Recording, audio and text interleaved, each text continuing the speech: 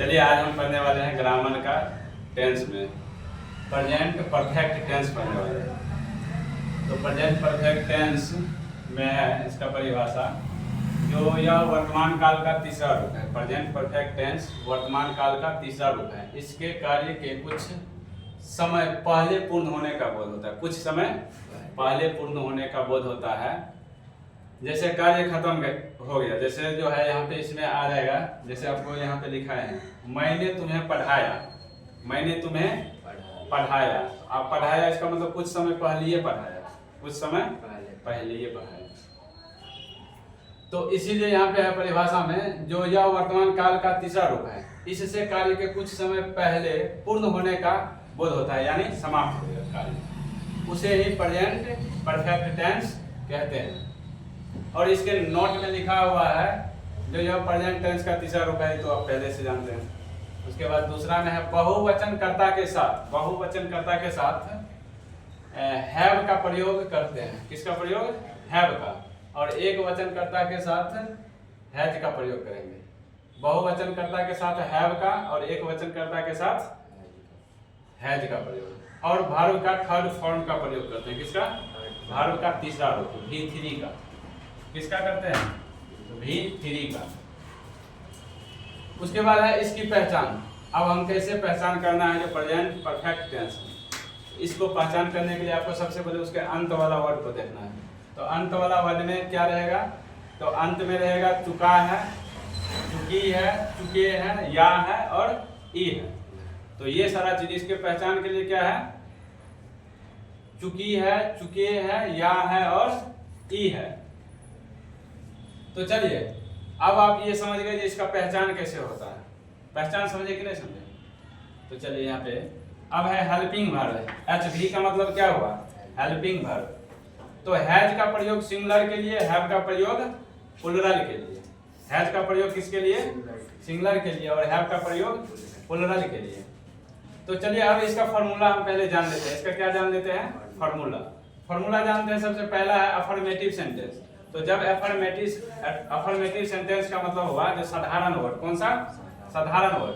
तो साधारण वर्ड में जो है सो कौन सा फॉर्मूला शूट करना है? तो यहाँ पे है पहला जो ये फॉर्मूला हम लिखे हैं। तो पहले रखना है सब्जेक्ट को, उसके बाद हैज या हैव को, उसके बाद मेन वर्ब, वर्ब का तीसरा रूप को, और उसके बाद ऑब्जेक्ट को। उसके बाद है दूसरा फॉर्मूला है निगेटिव, जब जिसमें नहीं लगा रहेगा, जिसमें नहीं लगा रहेगा। तो उसमें सबसे पहले रखना है सब्जेक्ट को, उसके बाद हैज या हैव को, उसके बाद नॉट लगाना है, उसके बाद मेन वर्ब का तीसरा रूप, और उसके बाद ऑब्जेक्ट जो बचेगा उसको लिख देना है। उसके बाद है क्वेश्चन वर्ड टाइप। इसका मतलब हुआ इंट्रोगेटिव सेंटेंस। कौन सा? Interrogative sentence. इसमें क्वेश्चन बीच में रहेगा। किस में रहेगा? बीच में। समझ गए?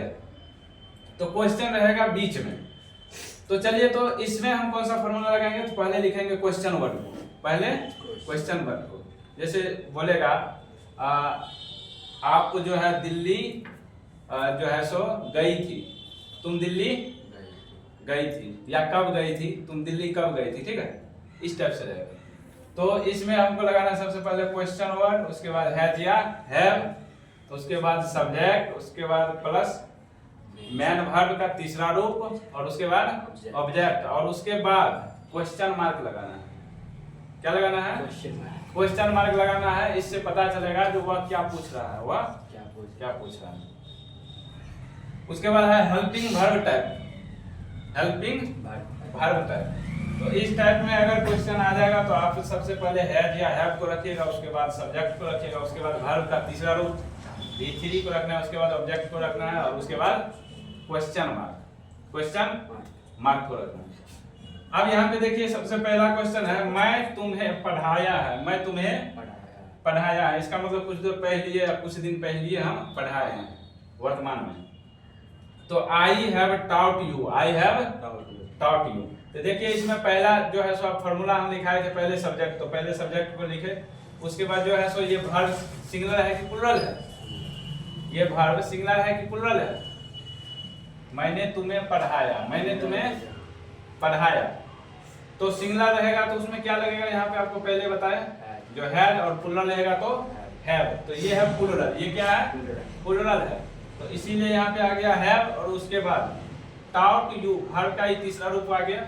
तो यहाँ देखिए भर का तीसरा रूप है और उसके बाद जो बचेगा ऑब्जेक्ट तो उसको लास्ट में। अब यहाँ पे वह घर चली गई, वह घर चली गई। तो सबसे पहले किसको रखना है? सब्जेक्ट को। तो इसमें सब्जेक्ट क्या हो गया? तो वह हो गया। तो सी हैज, अब ये सब्जेक्ट सिंगुलर है। सब्जेक्ट क्या है? सिंगुलर है। तो सब्जेक्ट सिंगुलर कैसे है? तो सबसे पहले आप जानते हैं जो ये सब्जेक्ट जो है यह सिंगुलर है, तो आपको सिंगुलर में क्या लगेगा? हैज। सिंगुलर में क्या लगेगा? हैज। तो she has gone to house, she has gone to house. उसके बाद है वह घर चली गई है, वह घर चली गई है। तो क्या होगा? सी हैज गॉन टू हाउस। मेरे दोस्त चले गए, मेरे दोस्त चले गए। तो my friend has gone, my friend has gone. अब कर दो।